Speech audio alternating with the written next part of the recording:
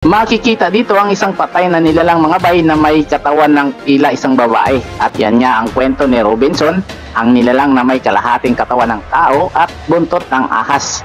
Isang nakakakilabot na video ng isang nilalang na posible nga kayang namumuhay. Nag-e-exist talaga ang mga ganitong klase ng elemento.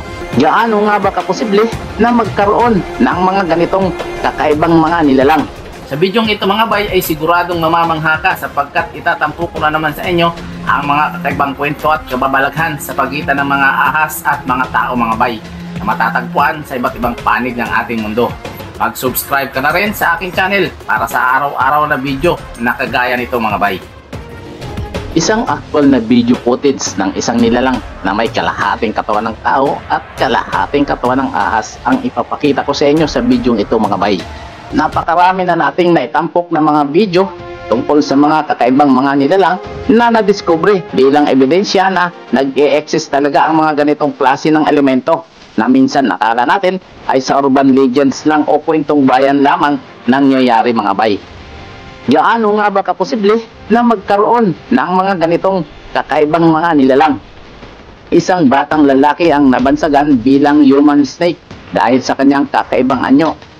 Ang kanyang itsura at kondisyon ay maihahalin tulad sa isang ahas mga bay. Tuyong-tuyo at nagbabakbak ang kanyang mga balat mga bay. Bukod dito ay nagpapalit din siya ng balat mga bay kada 4 hanggang 6 na linggo mga bay. Sa sobrang sila ng kanyang kondisyon mga bay, kinakailangan pa niyang gumamit ng tungkod para makapaglakad mga bay. Ang karamdamang ito ay tinatawag na lamela, isang genetic na ang ibig sabihin ay hindi ito nakakaawa bagkus ito ay namamana mga bay. Ang video footage naman na ipapakita ko sa inyo ngayon mga bay ay nakunan sa State of New Mexico, United States. Makikita dito ang isang patay na nilalang mga bay na may katawan ng tila isang babae at may buntot ng ahas na natagpuan sa lumang basement. Panoorin natin ng mabuti ang nasabing video footage mga bay.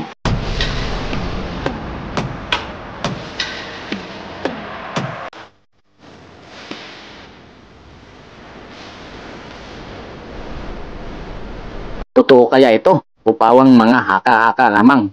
Sigurado ako, iba't ibang reaction nyo mga bay sa video footage na ito. Kung may idea ka o informasyon tungkol sa video footage na ito mga bay, syempre, i-comment mo yan sa comment section sa ibaba. Sa iba't ibang panig ng mundo mga bay, ang kwento sa kalahating tao at kalahating ahas ay sikat na sikat din. Katulad na lamang ng kwento ng babaeng si Maylin Pai, ang batang babae na mula sa Bangkok, Thailand na may kalahating katawan ng tao at kalahating katawan ng ahas na nag-viral rin sa mundo ng social media mga bay. Dito sa atin sa Pilipinas mga bay no, mayroon ding mga kwentong katulad nito na sikat mga bay.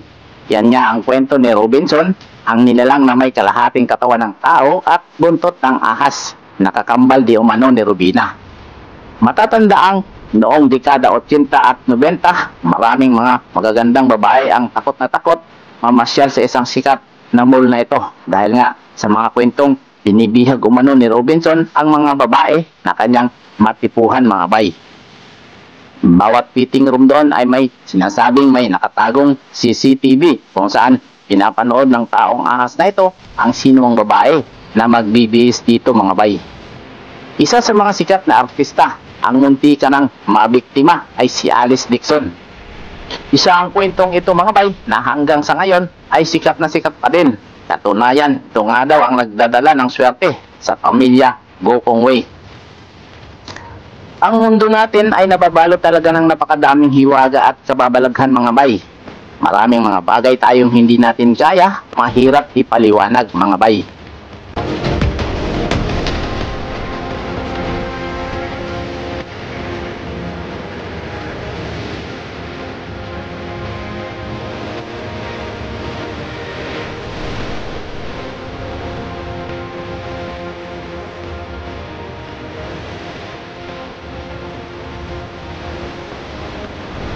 May mga bagay talaga upang nangyayari na minsan ay di kayang unawain ng ating mga isipan. Ang kaya lamang natin gawin ay magbigay ng mga opinyon at haka-haka, lalo pat wala naman tayong matibay na basihan kung ang mga ganitong uri nga ba ng nilalang ay totoo o hindi mga bay.